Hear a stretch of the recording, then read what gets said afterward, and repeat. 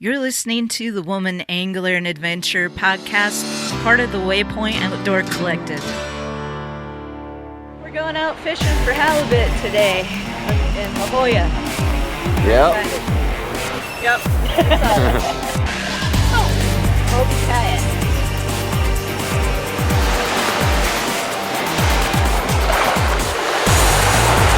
That's the bait we want to catch right there, greenback. It's Angie's turn. We know they're here. They're here. That's a nice one. For like 15 pounds.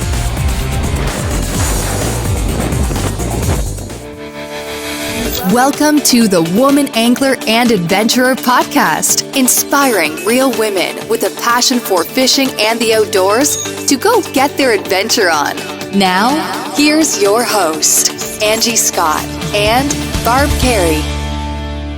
Hey, welcome to the Woman Angler and Adventurer podcast. I'm Angie Scott. Wanted to share some big news with you before we get into this week's episode. Recently, we just found out our show's been added to the iHeartRadio platform, so that's really exciting. Anytime we can get on more platforms, it's good, because that just gives us exposure to more people, and more people find out about the show, so we're really excited about that.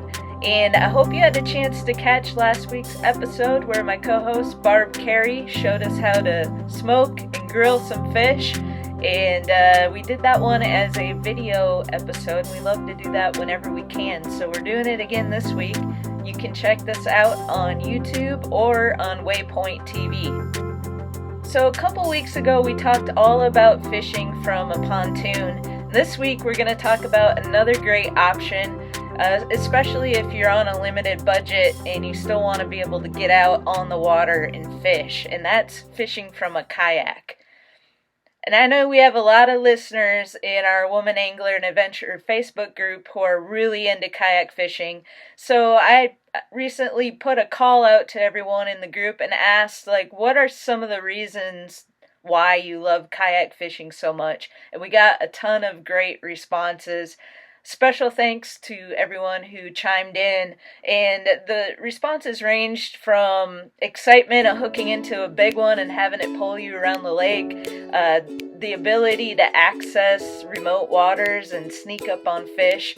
One person even mentioned that she's found that some fish are curious about the kayak and come up to it or even use it as cover. So I thought that was really interesting. The stillness of it all, being closer to the water, the solitude, the affordability, meeting great people through kayak fishing tournaments, and even the challenge of trying to fish on moving water like a river, and the sense of adventure you get anytime you're fishing from a kayak. These all came up as reasons why people love it so much.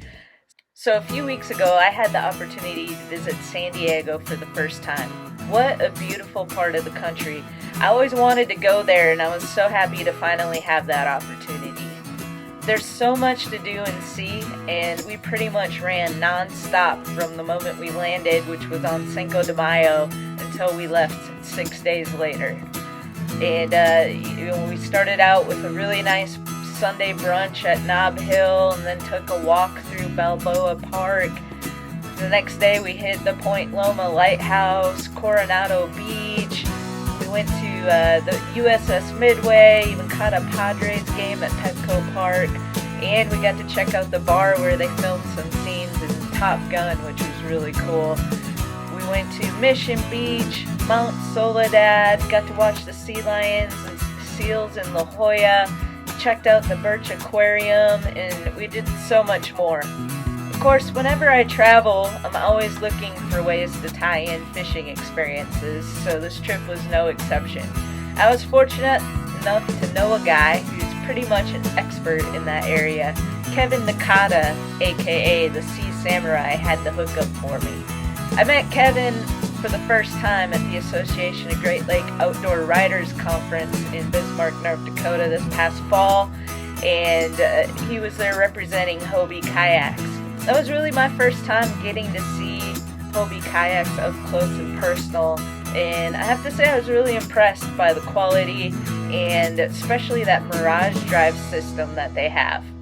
So for some reason I came up in conversation that I was going to be coming out to San Diego at some point, and I had no idea, but Hobie Kayaks is headquartered in Oceanside, which is not too far from San Diego. So when I mentioned that, Kevin invited me out and said, check out the headquarters, and he'd take me out and do a little kayak fishing in the ocean. And I've never kayak fished before in my life, so I was a little bit intimidated by the thought of that, but I'm not usually one to back down from a challenge, so I said, all right, let's do it. Well, my trip was originally planned for December, but it ended up getting postponed due to some scheduling conflicts. And so in the meantime, I had my first opportunity to actually sit on a Hobie kayak and try out the Mirage Drive pedal system firsthand up at the Wisconsin Fishing Expo. Haha, just kidding. If you're watching the video version of this episode on Waypoint TV or YouTube, you'll see what I'm talking about. But for real, though, I ran into Kevin again, this time at the Bassmaster Classic in Knoxville, where we again touched base about kayak fishing in the ocean. He whet my appetite with tales of catching giant yellowfin and sheep's head, and anyways, the El Nino weather pattern had other ideas in mind, and the yellowfin bite hadn't quite turned on yet by the time we got out there. In fact, the weather was really off that whole week, and we weren't really sure if we were even going to be able to get out. But luckily it cleared up, and Friday, the last day before we left, we had the chance to go out and kayak fish on the Pacific Ocean.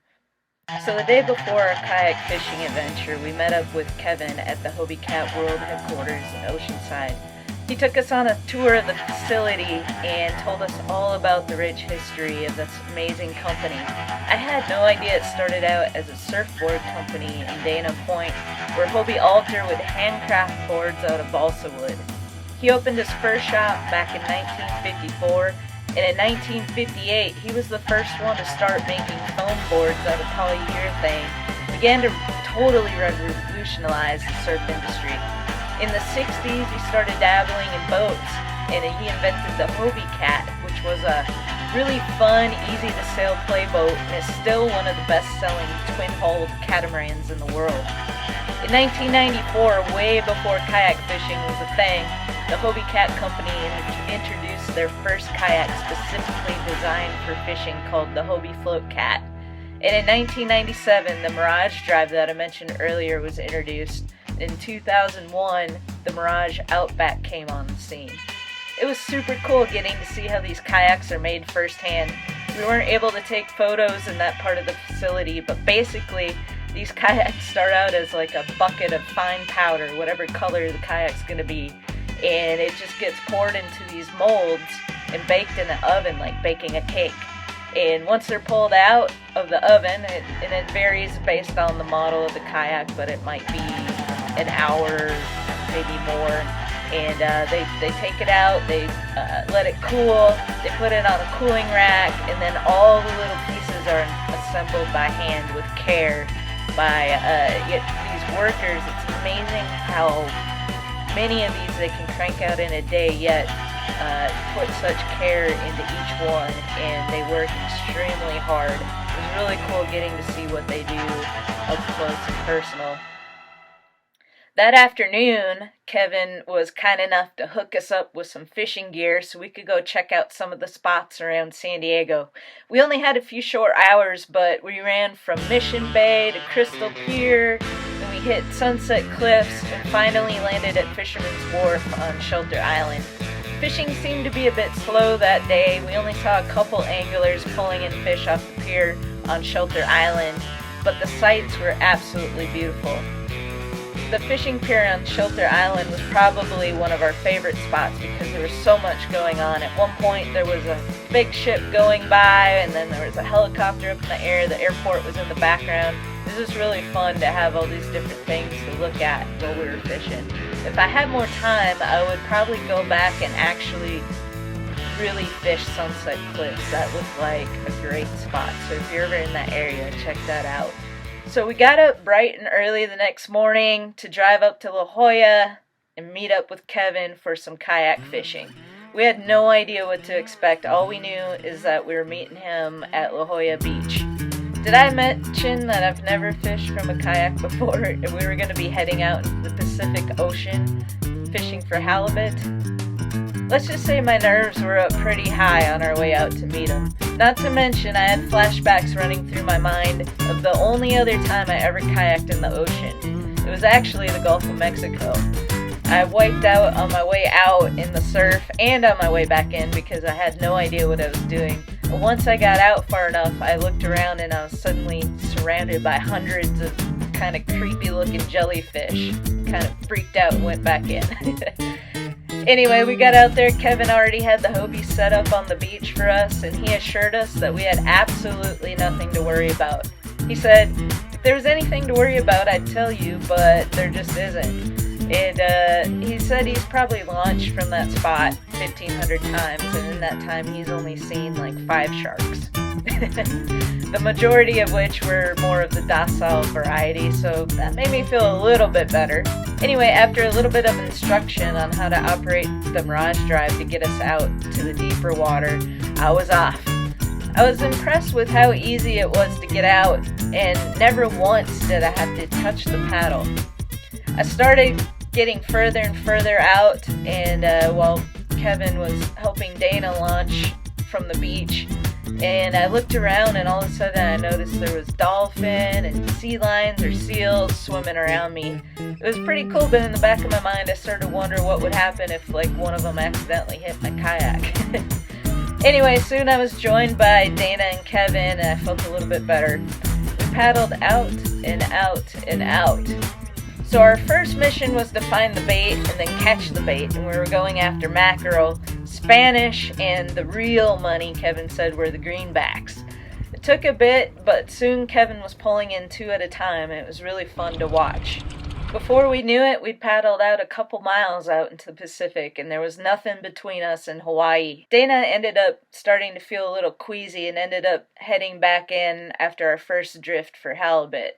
I wish she would have stayed out a little bit longer because on our second drift, right as I got hung up on a rock, Kevin hooked into a halibut. Number 1. Yeah, it's Angie's turn. We know they're here. They're here. That's a nice one. It's probably like 15 pounds.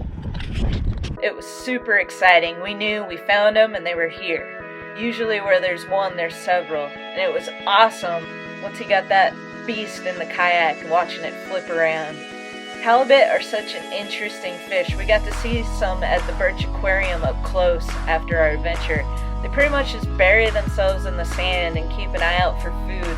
That's why it was super important for us to always maintain contact with the bottom, while not too much so that you get hung up on rocks like I did.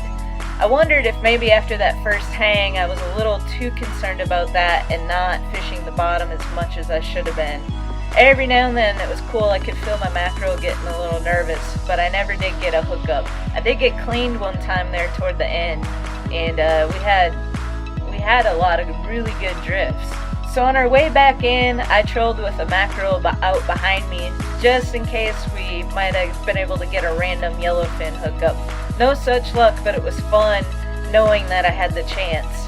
It made the long ride back to the beach all the more enjoying. Once we got past a certain point into the sheltered area, I had to reel up because you're not allowed to fish past that point. It was about that point we had a seal or a sea lion playing with us on the way back in. We got a pretty cool underwater shot with my GoPro, so those of you watching will get to see that. All in all, it was an epic experience, and I'm super thankful to Kevin Nakada, the Sea Samurai, for taking the time to take us out that day. I'll be back for sure, and I'll be ready to battle some monsters from a kayak. If you want to check out the ultimate fishing kayak, definitely check out a Hobie. They're serious about fishing performance. And even in those rough waters, the stability was amazing. I never once had any concerns as far as that went. Well, I hope you guys enjoyed my quick recap of the San Diego trip. I was also able to connect with a couple awesome lady anglers out in that area while I was out there too. And we're going to have them on the show sometime soon, so you'll be able to hear about their stories and experiences fishing in that part of the country. If you ever get a chance to go out that way, I highly recommend it. Let me know, and I'll try to connect you with some people so you can get some information and hopefully have some success while you're out there.